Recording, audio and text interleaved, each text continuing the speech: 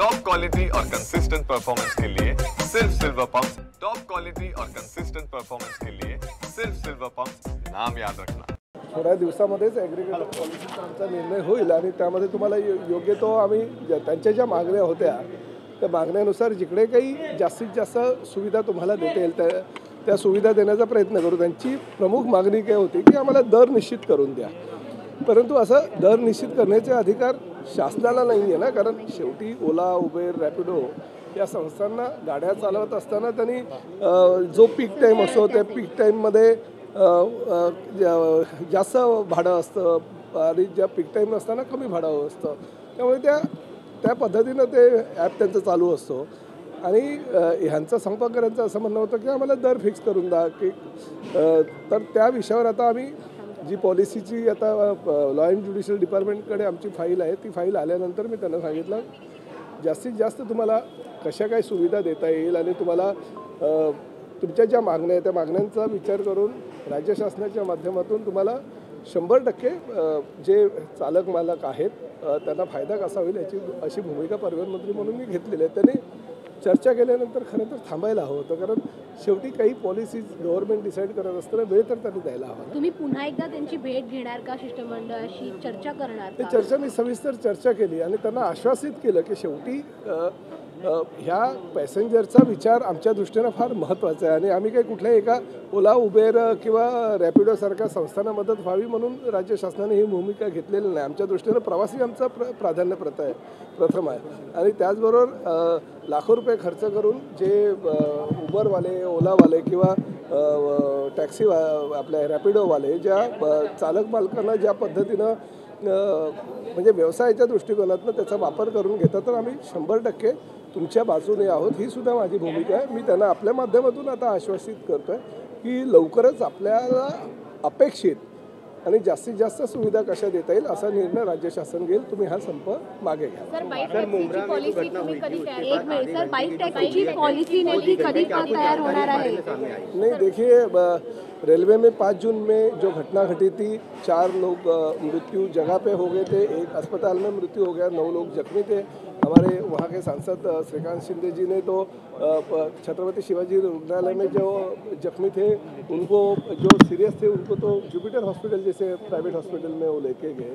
तो हमारा ये कहना है कि 5000 से ज़्यादा हर साल जो मृत्यु होते हैं रेलवे अपघात में, तो उसमें कहीं ना कहीं जो हमारी पैरेलल रैपिडो अपना पैरेलल जो हमारी टैक्सी है या बसेस है या हमारी एसटी है या हमारी मेट्रो है, तो हम पैरेलल ये तो सहूलियत दे ही रहे प्रवासियों को, मगर साथ साथ में अगर टाइमिंग चेंज हो जाएगा तो टाइमिंग चेंज की वजह से लोगों को फ़ायदा हो जाएगा, क्योंकि रेलवे के ऊपर जो लोड आता है कि 8 और 10 के पीक पीरियड में वो लोड कम हो जाएगा।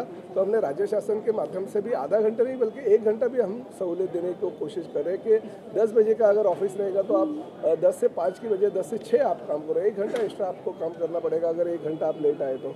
हम ये सहूलियत दे रहे हैं, तो प्राइवेट एजेंसी ने भी उसके ऊपर सोच के उन्होंने भी सहूलियत देना चाहिए, ताकि आज जो मृत्यु हो रहे हैं वो मृत्यु भविष्य में उनके स्टाफ में से भी कोई हो सकता है, तो उन्होंने सपोर्ट करना चाहिए गव्हर्नमेंट को। जबरदस्ती सुरू आहे ओला उबरवाले।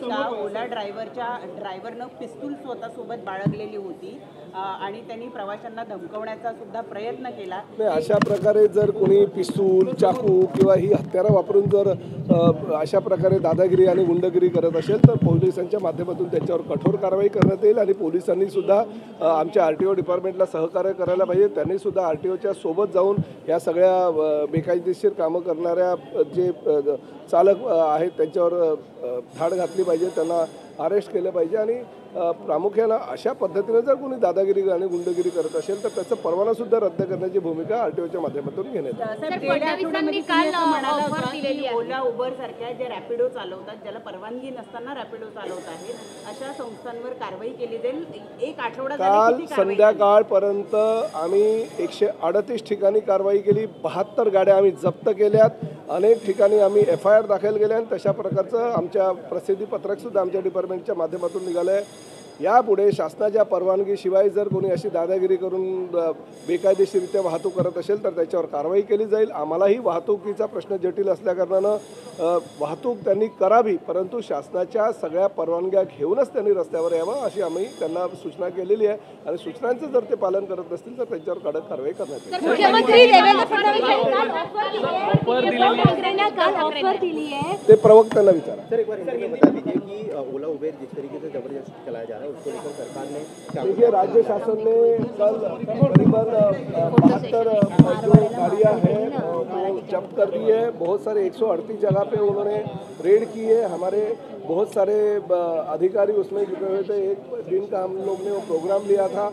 अगर इसके ऊपर भी अगर अधिक कठोर कार्रवाई है तो कार्रवाई हमारी आरटीओ के माध्यम से होगी. हम पुलिस को भी साथ में लेके काम करें ताकि अगर गलत तरीके से कोई अगर जो राज्य शासन है उसको जिम्मेदार रहे लोग पकड़ते हैं तो राज्य शासन की परमिशन लेके ही उन्होंने आगे गाड़ी रास्ते पे लेके आना चाहिए. अगर गाड़ी इलीगल तरीके से अगर कोई रास्ते पे लेके आते हैं तो हम कठोर से कठोर कार्रवाई करेंगे. विक्रोळीमध्ये काल मराठीचा मुद्दा